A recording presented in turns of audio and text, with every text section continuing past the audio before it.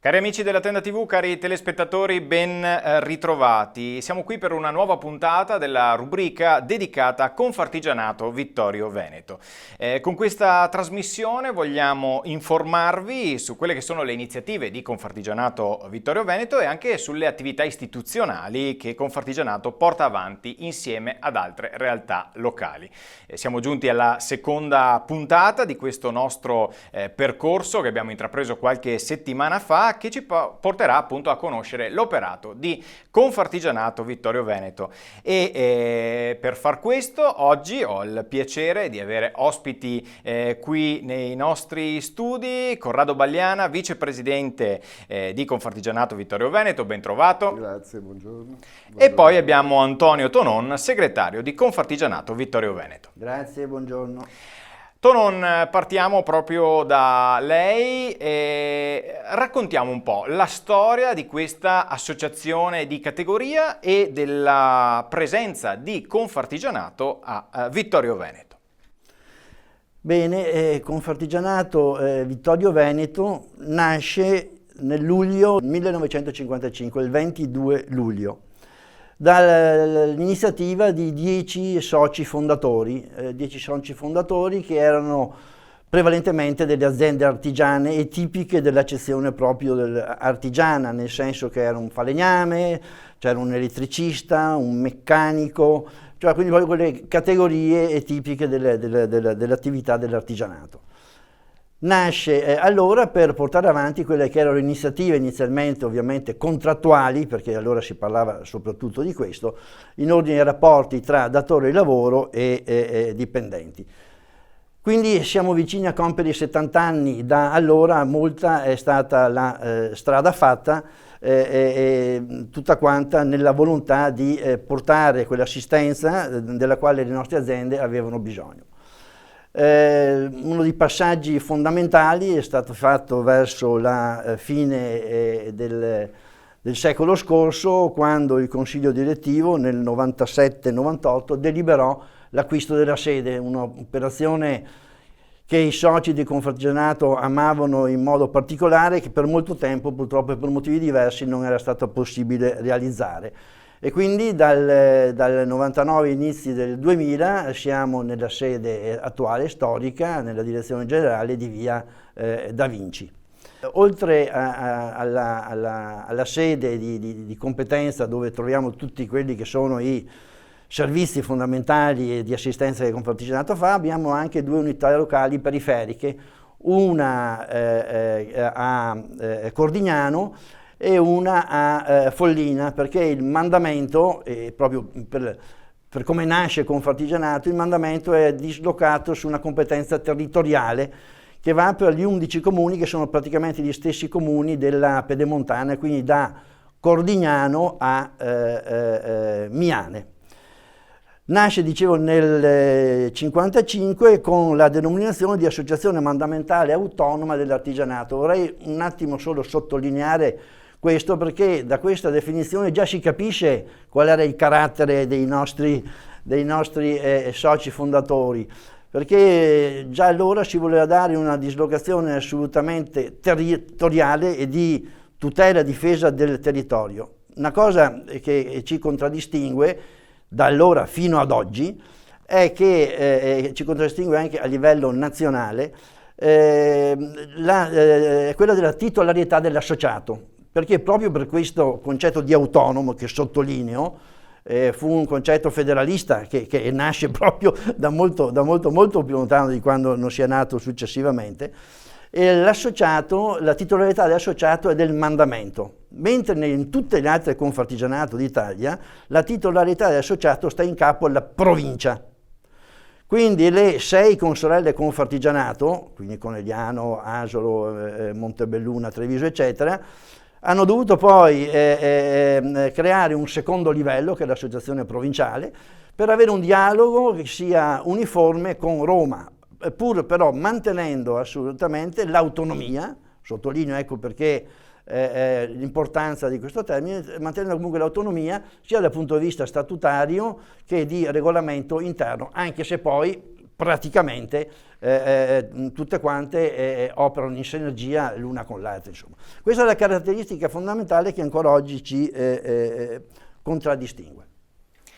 Molto bene, è stato molto esaustivo e ci ha spiegato anche il discorso del mandamento, mi ha anticipato una delle domande che avrei fatto.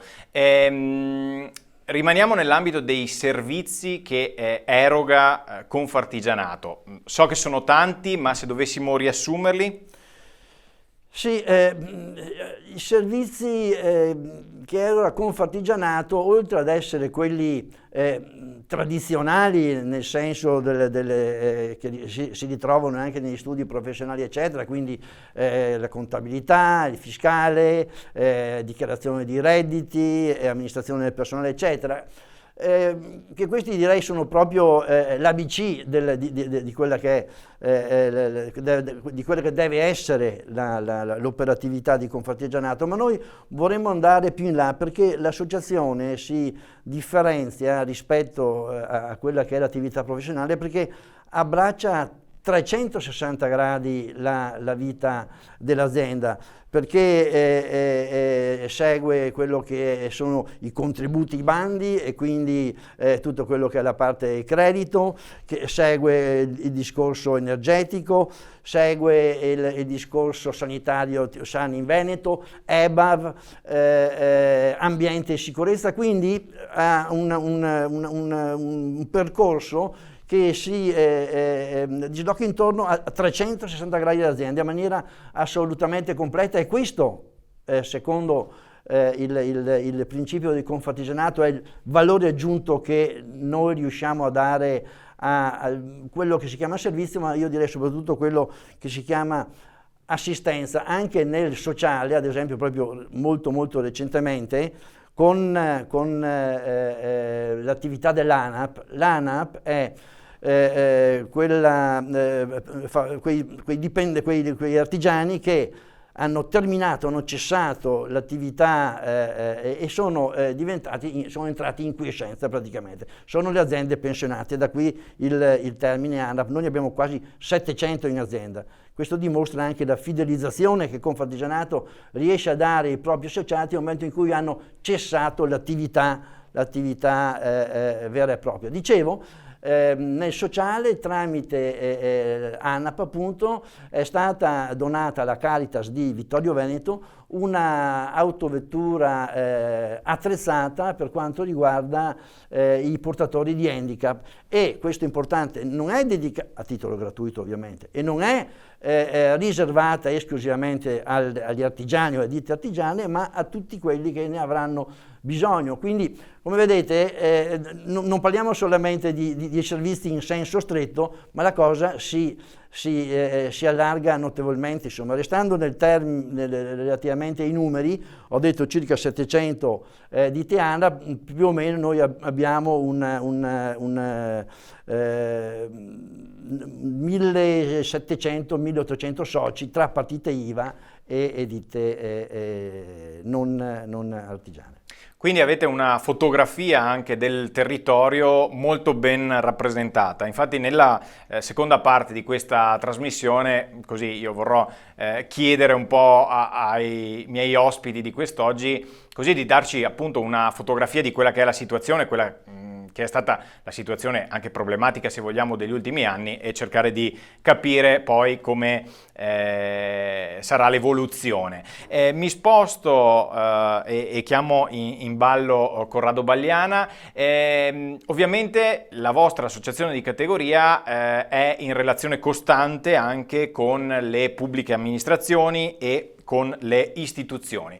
Qual è il vostro rapporto appunto con le istituzioni e come si concretizza? Beh, noi abbiamo dei rapporti costanti con tutto il mondo, con tutto il resto del mondo, cioè nel senso con tutte le istituzioni che sono all'esterno del nostro mondo e che sono coinvolte nelle problematiche relative all'impresa. Noi siamo costantemente propensi ad affrontare e gestire le problematiche delle imprese. Di conseguenza rapporti con la pubblica amministrazione sono costanti. Anzi abbiamo poi, anche ne parleremo mai di dopo, ma nel caso della pandemia abbiamo costruito dei progetti insieme alle amministrazioni del nostro territorio molto, molto interessanti ed efficaci per il sostegno alle nostre imprese. Con le scuole abbiamo contatti costanti, abbiamo delle iniziative in essere già da diversi anni dove andiamo a raccontare alle scuole quelle che sono le nostre peculiarità, la nostra attività. L'attività è l'impresa artigiana, non della Confartigianato ovviamente. E così via, con la Guardia di Finanza, i Carabinieri, con tutti coloro che sono i naturali interlocutori del mondo dell'impresa. Ecco, come si diventa soci di Confartigianato? In modo molto semplice, dopo aver aperto una partita IVA, o meglio, se si ha intenzione di aprire una partita IVA si viene direttamente da noi che gli diamo tutti gli strumenti per aprirla e poi compilando semplicemente un modulo si aderisce alla Confartigianato. Aderendo alla Confartigianato non è che ci si mette uno spillino e si ha la bandierina, semplicemente, anzi diciamo che si accede a tutta una serie di servizi che sono compresi con il tesseramento, gratuiti, quindi che servono appunto all'impresa. Tutte le consulenze che vengono date sono consulenze per la maggior parte, escluso l'aspetto fiscale o cioè i servizi a pagamento, ma tutto il resto, tutta l'attività sindacale che riguarda appunto il tesseramento, dà accesso a tutta una serie di consulenze relative alle problematiche dell'impresa che sono veramente gratuite e sono costanti. E anche molto di livello molto alto. Ecco, prima di parlare delle problematiche vi faccio una domanda, risponde chi vuole. Che cosa vuol dire essere un artigiano oggi? Nel senso che prima Tonon ci ha raccontato proprio la storia, le origini della vostra associazione di categoria. Ovviamente in tutti questi anni le cose sono sensibilmente cambiate. Che cosa vuol dire? Quali sono le sfide per un artigiano oggi, nel 2022? Le sfide sono intanto la lotta per la sopravvivenza, nel senso che non siamo in momenti tanto semplici, ma non solo per i problemi diciamo, sanitari, non sono semplici perché siamo subissati continuamente dalla presenza della burocrazia che è diventata veramente impossibile. Cioè, sono anni che si parla di semplificazione, ma di fatto ogni norma viene concepita sempre nel modo più complesso, inspiegabilmente, perché il problema vero è che se noi volessimo veramente affrontare tutte le problematiche relative al lavoro con norme semplici, riusciamo ad essere efficaci e chiari. Le norme complesse creano tutta una serie di tensioni e di disagi, oltre ad avere dei seri problemi di interpretazione delle norme. Quindi veramente è un appello che noi facciamo costantemente alla appello politica. Alla semplificazione. Sì, ma certo, ma è veramente una lotta contro i mulini a vento. Sì, ma veramente. Quindi in questo contesto le problematiche economiche più poi l'affrontare quotidianamente tutto il resto diventa un po' complesso e questo sta creando dei problemi.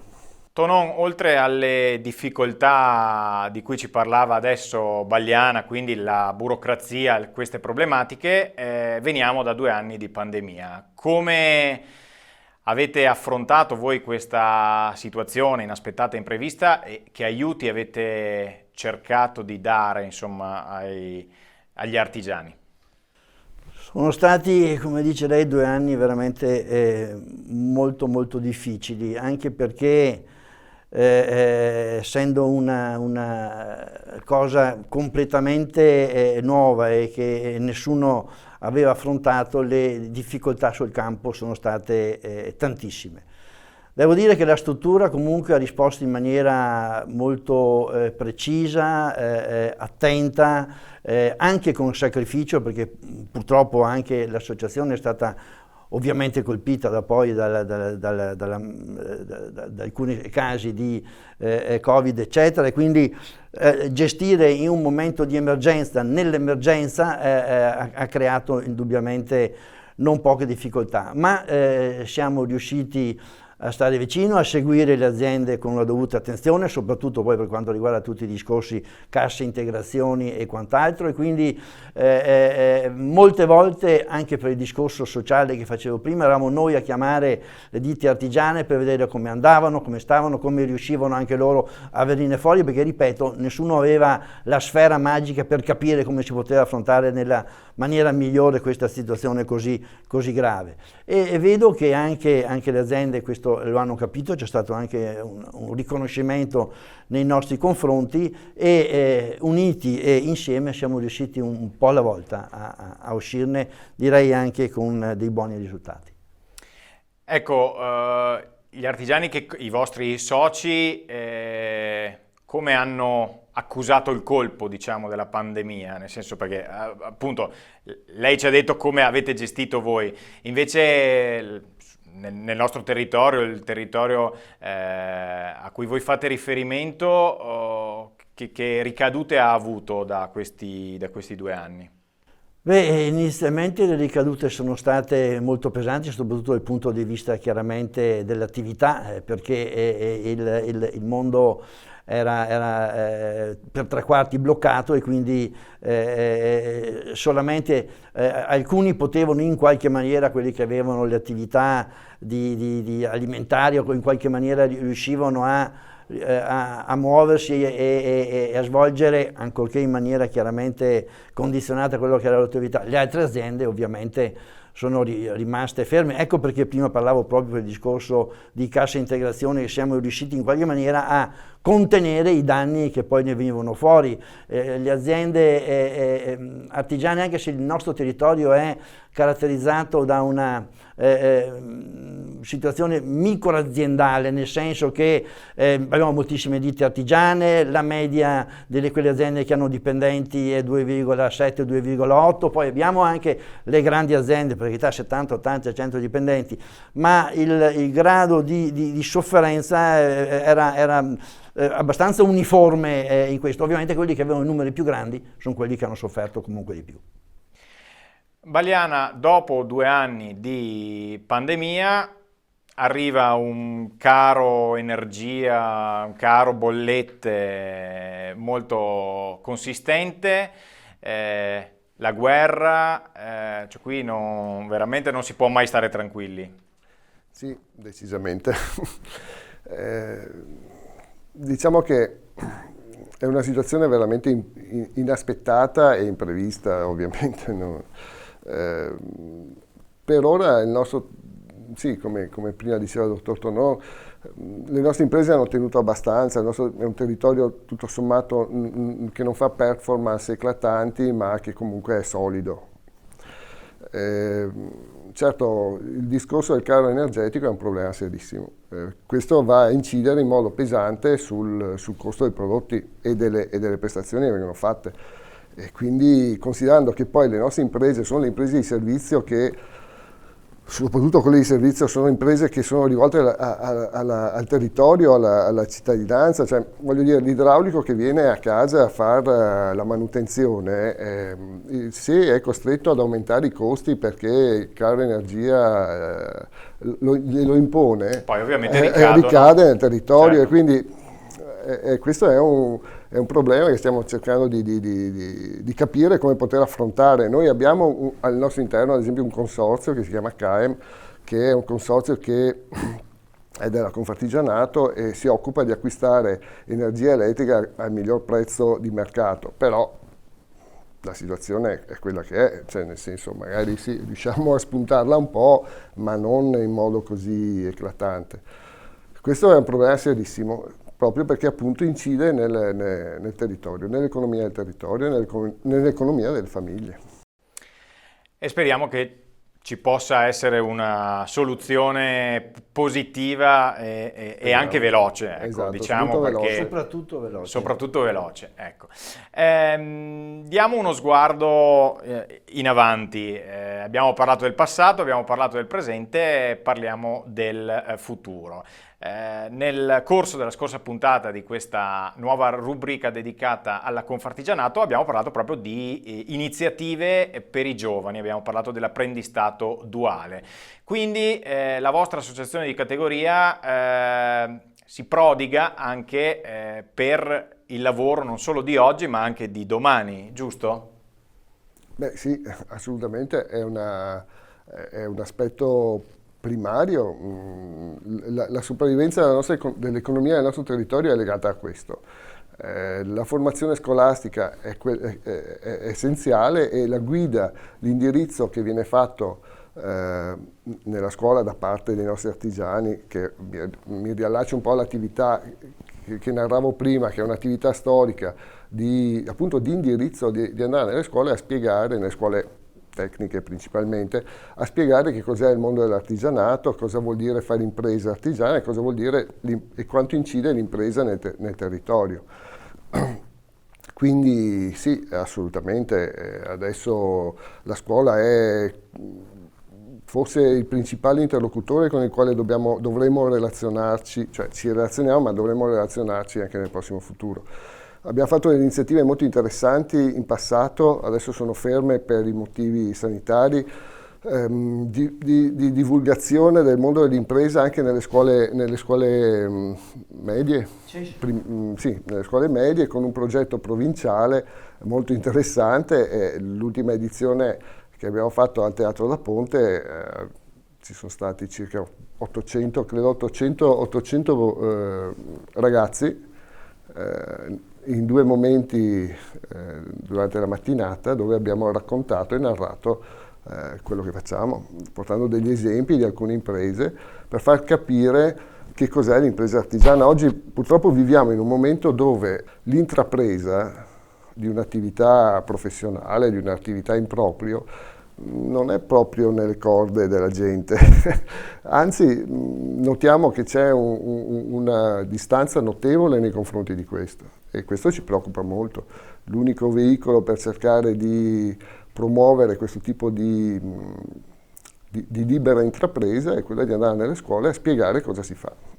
Quindi preparare, diciamo, il terreno per tempo. Sì, cercare di stimolare la passione nei ragazzi.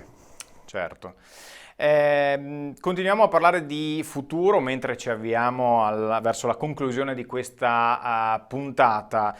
Tonon, dal vostro osservatorio, che è un osservatorio privilegiato, insomma, che cosa vi aspettate per il prossimo futuro, per il mercato anche qui del nostro territorio? Cioè, ci sono dei settori, secondo voi, che stanno vivendo un periodo particolarmente fiorente e altri magari che stanno soffrendo un po' di più? Sì, diciamo che la normativa, che è una di quelle cose contro le quali l'artigiano soffre di più, nei confronti dei quali soffre di più, perché purtroppo chiude dentro dei paletti è quella che è la normale attività, non diciamo l'esuberanza della ditta artigiana, per carità, che può anche starci, ma chiude anche quella che è la normale attività. Diciamo che comunque gli ultimi incentivi, al di là del PNRR eccetera, ma anche relativamente ai bonus facciata, il famoso 110%, anche se inizialmente c'è stato un equivoco di interpretazione molto chiamiamola così, estesa rispetto a quello che poi nella realtà dei fatti è. Noi abbiamo fatto una società, un general contractor, proprio per gestire l'attività del 110%, quindi da questo si capisce, e ci siamo messi in 6 associazioni a farle, quanto problematica poi in realtà sia la cosa, no? Perché purtroppo è complessa, perché è passato inizialmente il messaggio che la gente si faceva l'intervento di obbligazione quasi gratuitamente, se non del tutto, no? Quindi un messaggio assolutamente sbagliato. Però al di là di questo poi siamo entrati ai numeri, la cosa è stata anche più precisa, le aziende hanno affrontato in maniera determinata l'argomento, e deve dire che indubbiamente il comparto edilizia, dove gira intorno tutto quello che è questo tipo di attività, ne ha indubbiamente beneficiato dai ovviamente imprese edili, e poi il mondo della casa nel suo complesso, e quindi impiantisti, tecnici idraulici, cappottisti, altra figura determinante, legno e falegnami eccetera, quindi indubbiamente un apporto e uno sviluppo di quella che è stata l'attività nel territorio, indubbiamente questa c'è stata, e dobbiamo prendere atto insomma di questo, ecco. Mentre il settore è un po' più in difficoltà? Il settore è un po' più in difficoltà, devo ritornare un po' su quello che dicevo prima. Il nostro è un territorio di microaziende molto frammentato, e diciamo riescono comunque in qualche maniera a sopportare la situazione di crisi. Certo, gli autotrasportatori di questo non ne hanno beneficiato, ci sono alcune categorie che ne hanno sofferto, anche tessili hanno avuto dei problemi, quindi però ripeto, pur in casi specifici, però nella maggior parte delle aziende si nota una certa ripresa dal punto di vista. Teniamo presente, come diceva prima il vicepresidente Bagliana, il nostro è un territorio comunque fondamentalmente sano, e questa è una cosa molto molto importante. Certo, forse mi permetto di dire c'è la capacità anche di reinventarsi di fronte alle difficoltà, di fronte ai momenti, insomma, giusto? Assolutamente sì, è quello che faceva prima le maglie, e poi si è messo a fare in un certo periodo le mascherine e altre cose, quindi la fantasia delle nostre aziende certamente non manca. E questo è un messaggio senza dubbio positivo. Siamo in chiusura. Bagliana, che cosa vi augurate invece per il futuro della vostra associazione? Beh, ci auguriamo sempre di riuscire ad essere presenti ed efficaci nel rispondere alle istanze delle nostre imprese,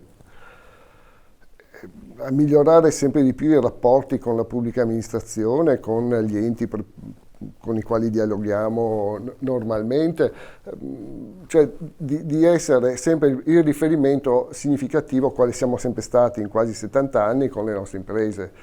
Questo è l'augurio. Poi il sentimento che si ha quando si è all'interno di un'associazione come la nostra è quello comunque di forte volontà di difesa del comparto.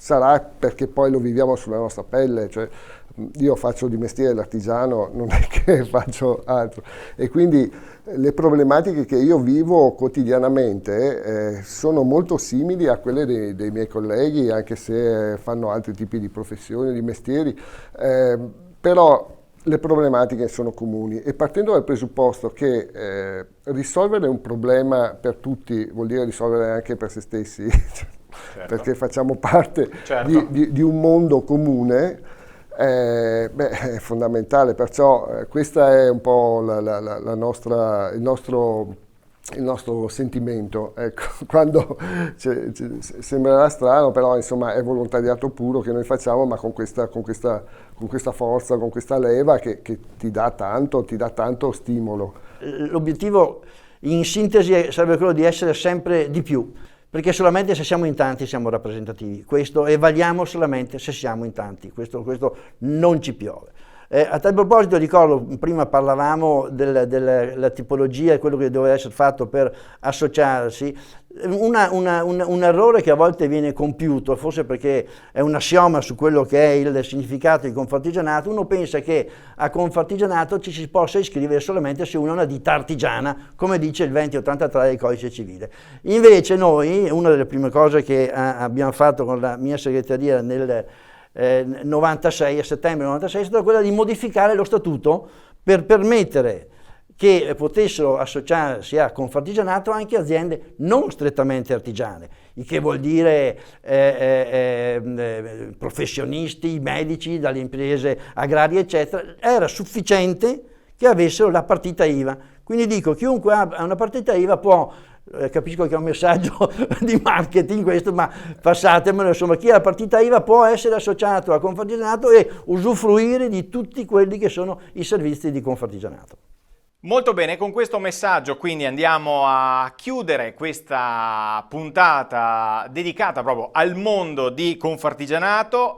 Molto interessanti i discorsi che abbiamo avuto modo di fare nel corso di questa trasmissione, quindi sappiate che io vorrò invitarvi nuovamente per discutere di queste che sono problematiche anche di attualità che riguardano tanti dei nostri telespettatori. Alcuni temi appunto che abbiamo affrontato quest'oggi sono temi di attualità, quindi io vado a ringraziare Corrado Bagliana, vicepresidente di Confartigianato Vittorio Veneto, per essere stato qui, e un grazie ad Antonio Tonon, segretario di Confartigianato Vittorio Veneto. Grazie di cuore per essere stati ospiti di questa puntata. Io vi ringrazio, vi ricordo che questa trasmissione, così come le altre puntate di questa rubrica, sono a vostra disposizione sul nostro sito www.latendatv.it e sui canali social della Tenda TV e di Confartigianato Vittorio Veneto.